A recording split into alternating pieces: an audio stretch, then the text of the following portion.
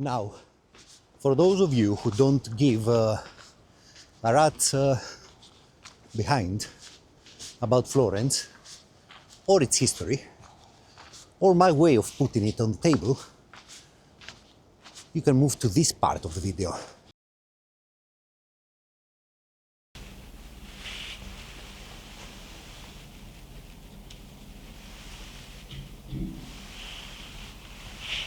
Good morning. Good morning from the glorious city of Florence. It was the year 59 before Christ, when Julius Caesar formed what we now know as Florence as a sort of military camp for the Roman army. When it did become important, though, was when the locals decided to do some serious bookkeeping. The Florentines were the first to cut coin, with the florin representing actually the first means of communicating in transactions with the various people from all over Europe, basically. In the year 1293, the local community changed its constitution, and they basically decided to do some sort of election process. The local artisan associations, what we now call the guilds, decided to start electing the people who would be in charge of the city. This local government was called La Signoria, and the whole social contract of the times was renewed every 6 months. Imagine having elections every 6 months. What was basically happening is that the various guilds were choosing their representatives, which were basically normal citizens with a huge talent in banking. And it was during this period that the most renowned family of the time emerged. That was the time of the Medici family. Now the Medici were, you guessed it, bankers. And they made some very intelligent, strategic choices in life. First of all, they chose to support the Pope. The other choice was the Holy Roman Empire. The only thing is that the Holy Roman Empire was located, of course, beyond the Alps. The proximity was the problem. Another extremely intelligent decision was the one of patronage. You cannot imagine, man, how much money of the time was spent in arts. Actually, you can imagine it because you see it all over Florence now. Geniuses like Michelangelo, like Da Vinci, like Botticelli, composers of the time, music was created. And if you're one of those conspiracy folks, you may probably think that the Medici and the other bankers of the time were probably doing some sports washing in terms of medieval Florence.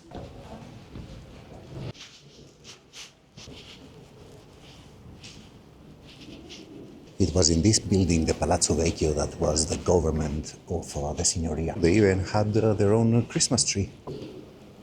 It took Michelangelo 3 years to complete this 4-meter statue of David, man. Another interesting tactic of the Medici was they were also patrons of the newcomers. So the more Florence grew, the more people wanted to come and try their luck here. And the Medici were all over the place, buying their way in the next election, let's say, keeping everybody happy, including the newcomers. It was about this time that the Duomo also started being built. The original purpose was to make a church that would be the greatest and biggest in the world. What they didn't take into consideration, though, was that such a church would need a massive dome, man. Anyway, it took 140 years and the genius of an architect called Filippo Brunelleschi to basically build a proper dome for this thing. Check it out, man. We have Casa di Dante. Let's find it. What's even funnier than that is that it was in the 19th century that they finally managed to construct a facade. This Carrara marble white, green and red facade of the Duomo. Can you believe it? I mean, we're talking 700 years almost after the beginning of its construction. Check out Dante, one looking pissed off. It was in these streets our boy Dante grew up and became great. And no matter what you hear, it's not by chance that all these churches and cathedrals and everything around is literally packed with works of art of infinite value. If you're a banker in the medieval times, you need to do some soul saving, you know? Come to think of it, not only in the medieval times. Do you remember in the previous videos that we talked about the concept of campanilismo between Italian cities? Campanilismo is a term that's used nowadays to express the animosity between cities, mainly having to do with football, you know? However, the whole term comes from this thing here. This is Giotto's bell tower, the Campanile, and it took 13, 14 years to reach a certain degree of completion until it was brutally stopped in 1348 because of the appearance of Black Death. You see the merchants of the time, sailing peoples like the Venetians, the Genovese, they didn't only bring goods from the faraway lands, they also brought the bubonic plague, man, can you believe it? Yersinia pestis, reduced in half the population of Europe. One very special chain of events began during the plague, though. Writers like Boccaccio, like Petrarca, started writing their poems and stories in a language that was not Latin. It was basically the language that was spoken here, the Florentine dialect, a dialect that would later come to become the basis of what we now call Italian. Boccaccio's Decameron, for example, is a masterpiece describing the events of a group of people who chose to hide in a villa during the days of the plague and all the incidents happening between them. None of this would have been possible, though, if it wasn't for our boy Dante, who some 40 years before Boccaccio and Petrarca had written his comedy, man, La Commedia. The term divine comedy was added by Boccaccio, if I remember correctly, some years after. And Dante's comedy was a literary masterpiece written in Florentine, not in the Latin language, but in the Florentine one. And this was an important moment in the history of this country. The year is 1478, and we have another major event in the history of this town. You see the Pazzi family. Pazzo, by the way, means crazy in Italian. I don't know if it derives from this incident. The Pazzi family orchestrate a coup d'etat against the Medici. And the reason behind this is the purchase of the town of Imola. Can you believe it, man? The same town that has a Formula One Grand Prix now. People wanted to buy it back then. The year is 1471, and Pope Sixtus IV is aspiring in buying the town of Imola from the Sforza family in Milan. Now, the Pope wants to buy Imola in order to create a papal state there. At the same time, our boy Lorenzo of the Medici also wants to buy Imola, because Imola is exactly in the middle of the trade route between Florence and Venice. So there was a conflict of interest. Now, the Sforzas, although they had agreed previously to sell Imola to Lorenzo, they changed their mind because of the marriage arrangements of one of Sforza's illegitimate daughters that was arranged by the Pope. I don't remember the details. And not only that, but the transaction fee was also less. The bloody Pope was paying less than our boy Lorenzo. Lorenzo was furious, and if you take into consideration the fact that the whole transaction was to be paid, basically, sponsored by the Medici family, you realize that none of it happened. So the Pope had to resolve in contacting other bankers. That was the Pazzi family for you. The Pope, together with the Pazzi family, had to resolve in a conspiracy, plotting against Lorenzo and his brother.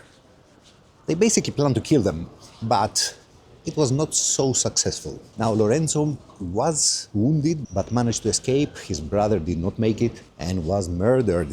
This is a sketch by Leonardo da Vinci of the hanging of the murderer of Lorenzo de' Medici's brother. In 1492, we had two major incidents in the world. The first one was Columbus and the discovery of America.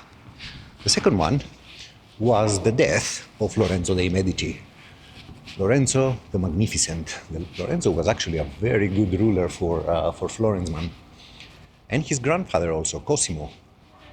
These two are basically the responsible people for the Renaissance, for what we now call Renaissance, and especially the love of classical Greece and the reintroduction of the classics in the Florentine culture.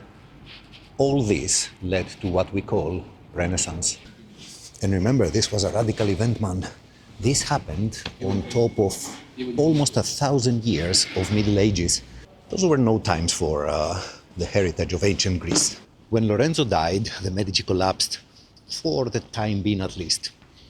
The rest of what we now call Italy was basically a war zone. Remember, the French, the Spanish, the Holy Roman Empire, everybody was involved in killing each other.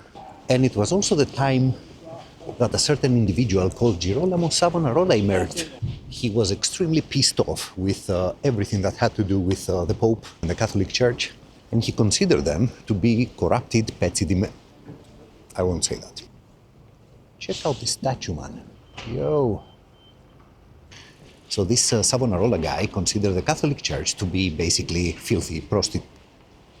I won't say that either.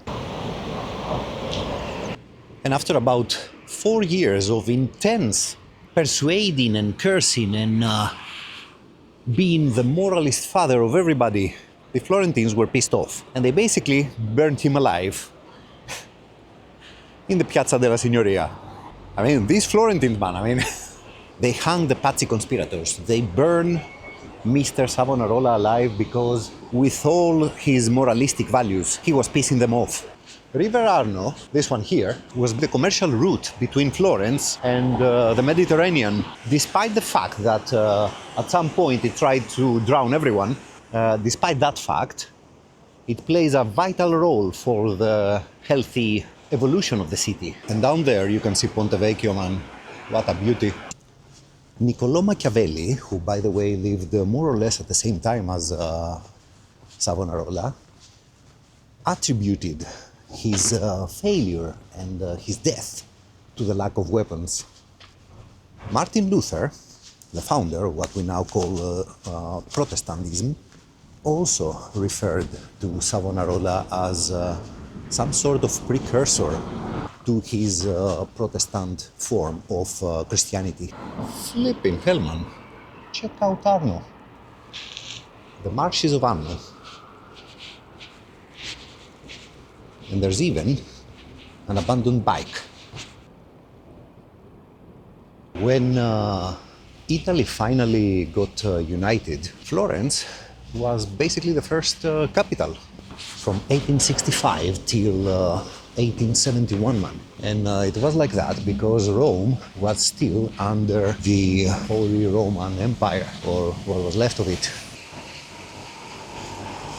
Yo, look at the state of this bridge, man. Flipping gorgeous, isn't it? Let's go up and see the view.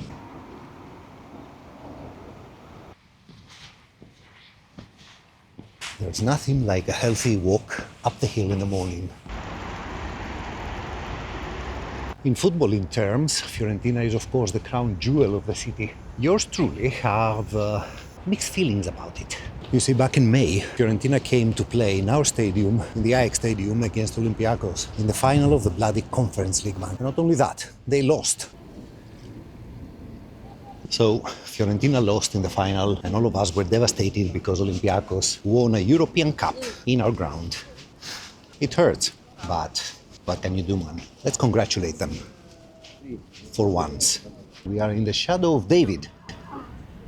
The ideal scenario would have been, since I'm in Tuscany, to make this video on Fiorentina and then travel some kilometers to the coast and make another video on Livorno, man. Because my team, AEK, the fans that is, have a brotherhood with Livorno. Unfortunately, besides Serie A and Serie B, I think, the lower tiers of Italian football don't play during these days. And when they restart again, I'm not in Italy, unfortunately.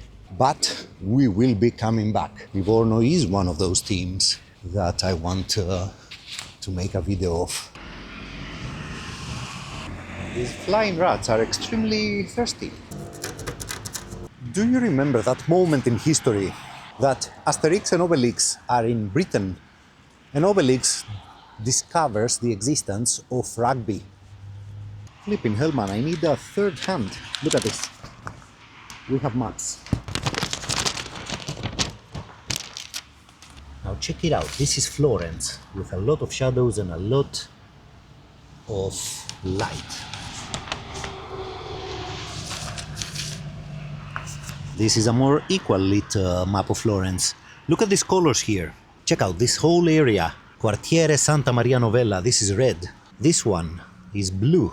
This one here is green. And this one here, where we are now, actually we're not here, we are in this area, but still on this side of the river, this is white. Now, all four of them basically represent areas with their specific color, each area, of what we call Calcio storico Fiorentino. Calcio means football. However, this one is definitely no football. I mean, you can also use your feet, but yeah. The Calcio storico Fiorentino is an event that takes place every June.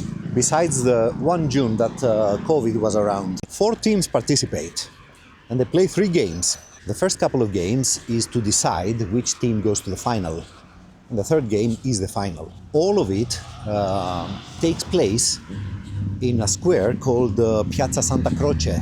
Imagine this square being packed with fans of the 4 different neighborhoods of Florence.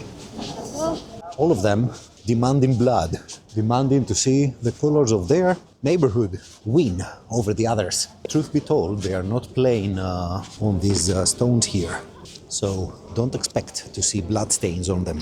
The square does get a special terrain, and the ends of the square, I mean that one over there and this one, as well as the sides, if I'm not mistaken, are packed with supporters bearing the colors of their neighborhoods. But the event itself, man, I mean, it's fascinating.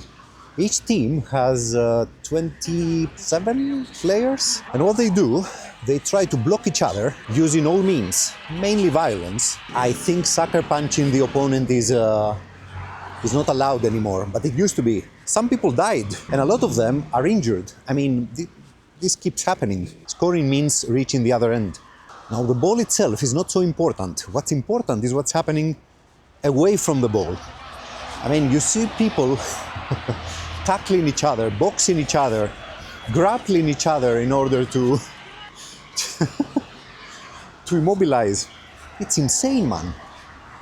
I think this would be the perfect sport for Obelix instead of rugby. Rugby is for pussies. Back in the day, in the 1500s, this particular sport was used for training purposes.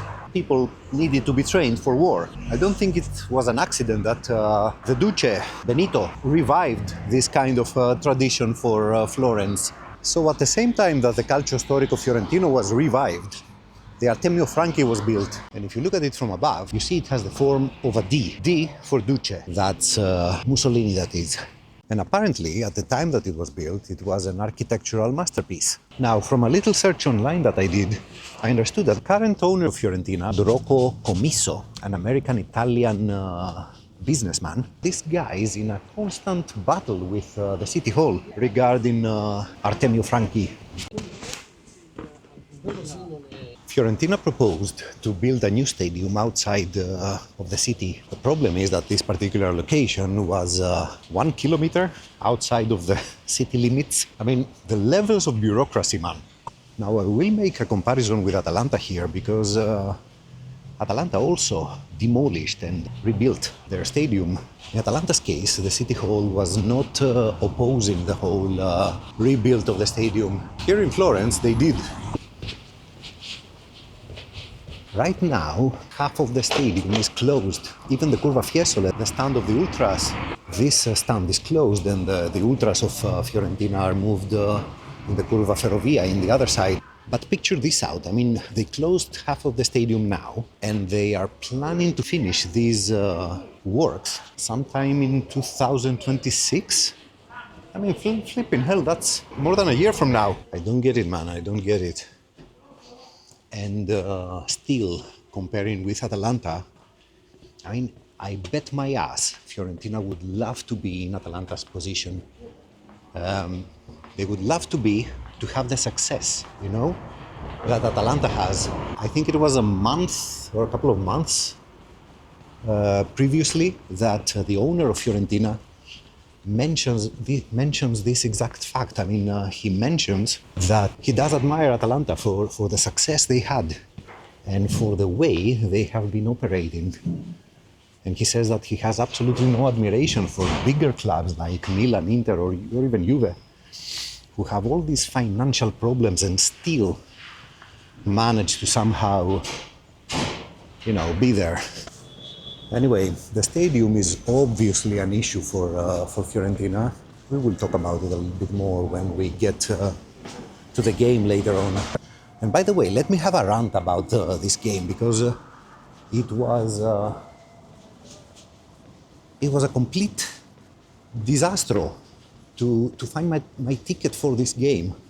I tried online with the official site of Fiorentina. I tried to register.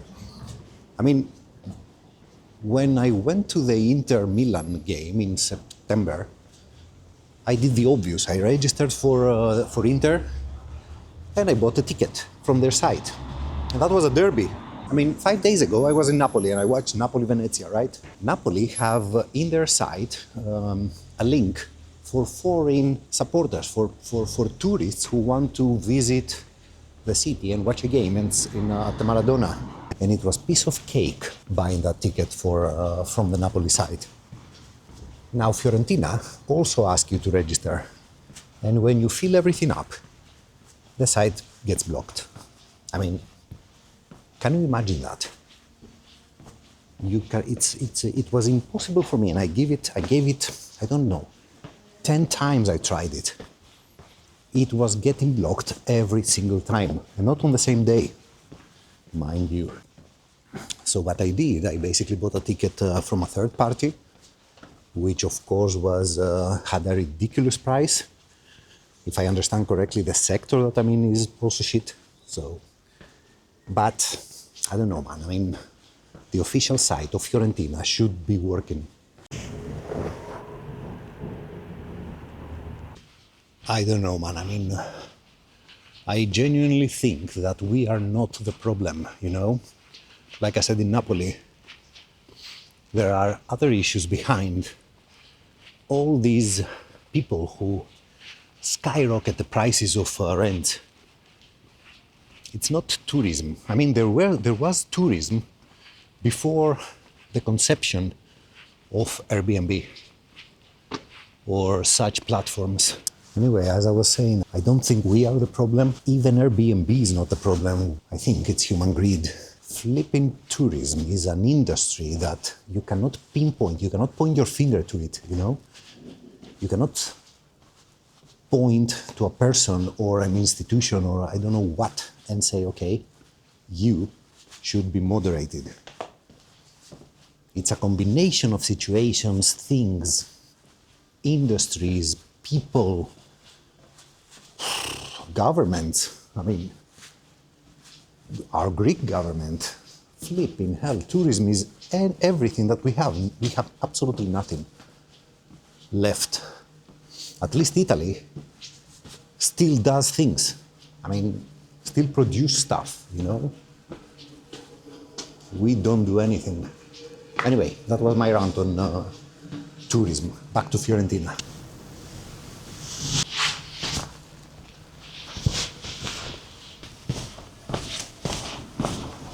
When I was a kid, I was very impressed with the following story.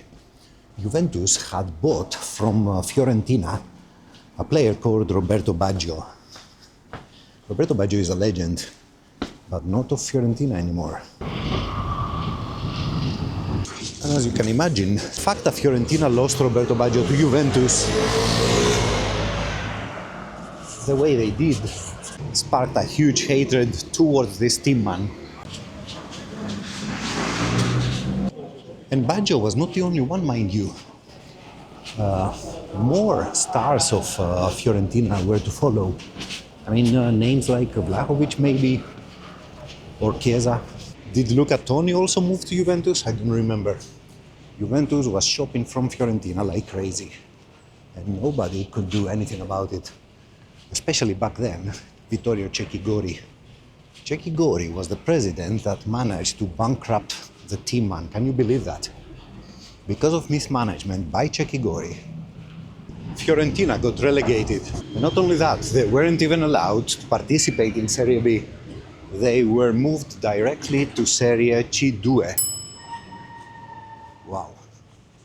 Look at this lovely little road, far away from crowds and noises. When you vlog, noises are the worst one. I mean, it's not the presence of other people. People are okay, but the noises, brr.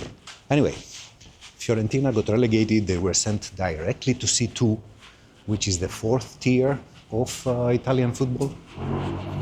They weren't allowed basically to participate in Serie B. They didn't have the money. They weren't allowed to use the name Fiorentina anymore. And also they weren't allowed to use the badge, which was a catastrophe for the local fans. A local shoe salesman. Ever hear of Al Bundy? Poke high, all city, 4 touchdowns in one game? Not Al Bundy. Stood up and bought the team. They changed the name of the team. And of course, they lost all the players, except Angelo Di Livio. Check out Palazzo Pittiman, check out the queues.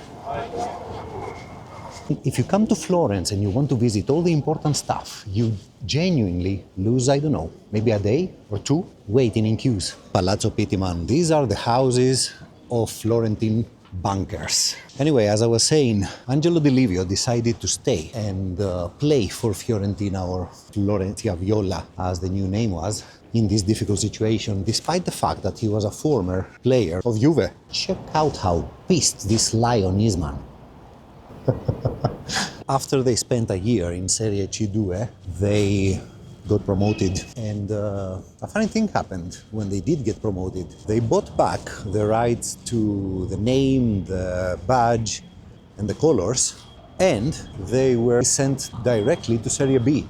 They didn't spend an extra year in Serie C1, which is the following tier after C2. And the reason behind that was that Serie B was expanding, and Italian football considered that Fiorentina is just too big to lose more time in these lower tiers. So they sent them directly to Serie B. After yet another year, they got promoted again and returned to Serie A, where they stayed ever since. Fiorentina, by the way, have their own Argentinian hero, like Napoli have Maradona. Now, not the same level, of course, but still. Gabriel Batistuta played for them. Now, regarding the fan culture in Florence, if I'm not mistaken, one of the oldest ultra groups of Fiorentina is Sette Bello, which Sette Bello was formed in 1965, man. They are quite an old group. Sette Bello was also a group that had a brief friendship also with Livorno, with our friends. It lasted 4 or 5 years, if I remember correctly, and ended because some of the other groups of Curva Fiesole were not agreeing with it. You see, one of the historical friendships of Viola is with Hellas Verona. And Hellas Verona do not tolerate Livorno, man, mainly because of political issues. Check it out, it's Ponte Vecchio again.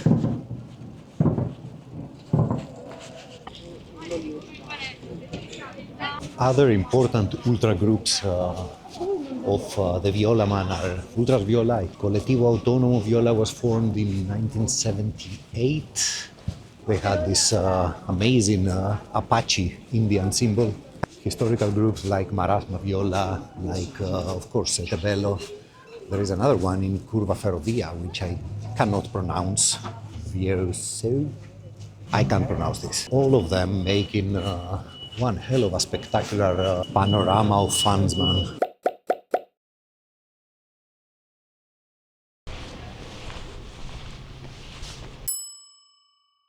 Hellas Verona is probably the biggest brotherhood of the Fiorentina Ultras. Other ones, also very important, is with Torino and with Catanzaro. Catanzaro is, of course, a team from Calabria. And they also have friendships with Sporting Lisbon, Sporting Club de Portugal, not Lisbon, and Austria Vienna, if I'm not mistaken, mainly because of the colors. I don't remember. There is big animosity with Napoli, though, and it's a pity that the Ultras of Napoli are not allowed in this game. Check it out, man. Ponte Vecchio, the home of Florence's finest goldsmiths. Centuries ago was packed with butcher shops, but they kind of smelled. There was a lot of blood on the streets. Check it out, man, the Uffizi Gallery. I actually came here yesterday. I didn't really enjoy any of it because of the huge crowds in front of every possible important masterpiece. But we had the chance to see Caravaggio, man, the son of Napoli, Medusa. Caravaggio is brilliant, man.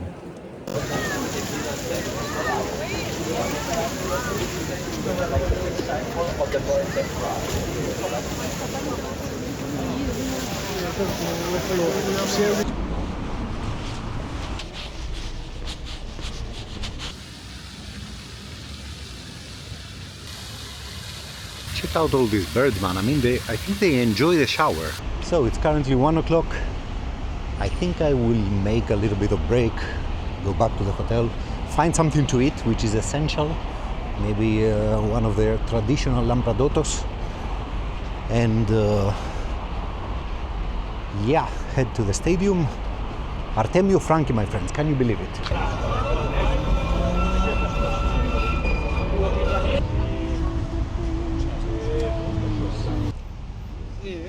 Check out this masterpiece, man.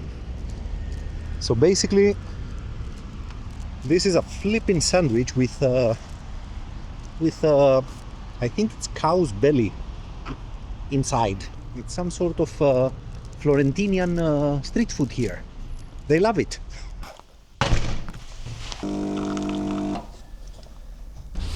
And we are off, mate.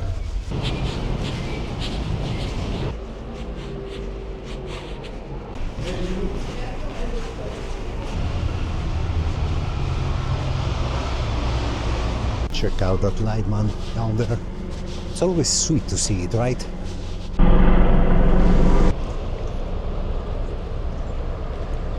And we are bloody in, man. Check out Artemio Franchi, man.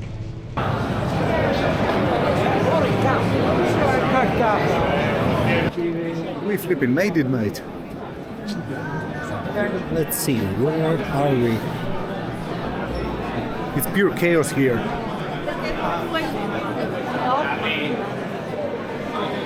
It is, however, one of the few venues that you can actually move kind of freely. I mean, look at this. This is the part that's closed. This is the old Curva Fiesole, man.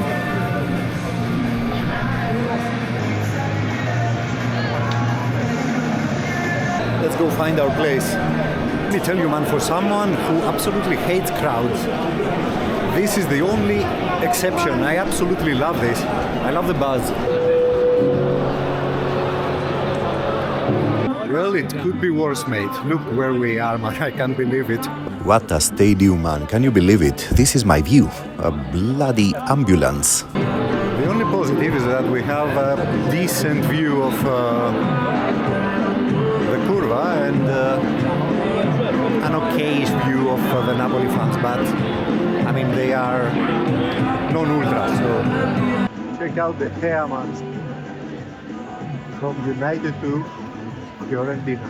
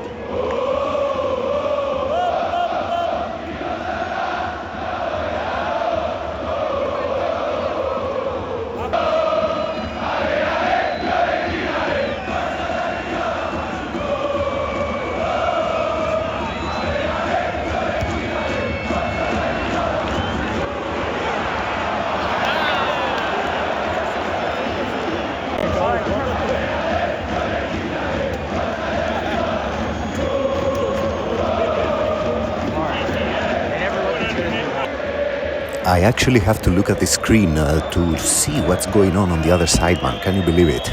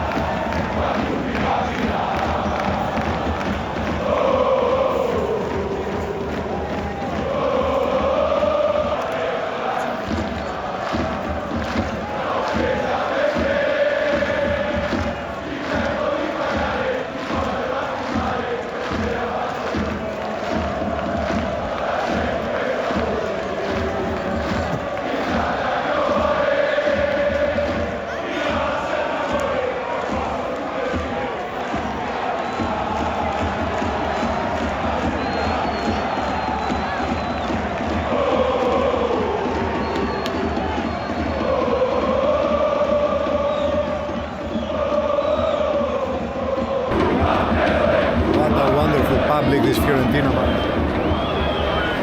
they were brilliant. Lost 3-0 and never stopped singing, man. Wonderful.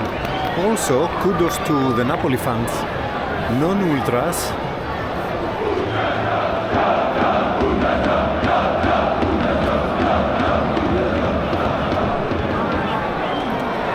I can read Napoli Club Brescia. And they were present, man. They were making themselves heard. Wonderful. Fiorentina desperately needs a stadium, and this is horrible. This is really horrible. Artemio Franchi was probably once good, but now it's just not. They have such a wonderful support, such a wonderful crowd. They are a bit racist towards Napoli, but anyway. They desperately need a stadium, and if the mayor of Atalanta can do it,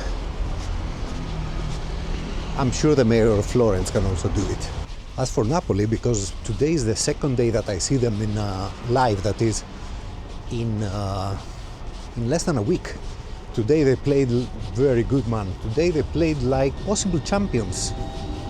These are the games that you need to win. And if you can do it emphatically like they did today, even better. But these are the games that play a role, you know. Anyway, that's all from Florence. I'm starving and also I'm freezing. I will see you at the next one. The next one will not be football related, but it will be. Don't worry about it.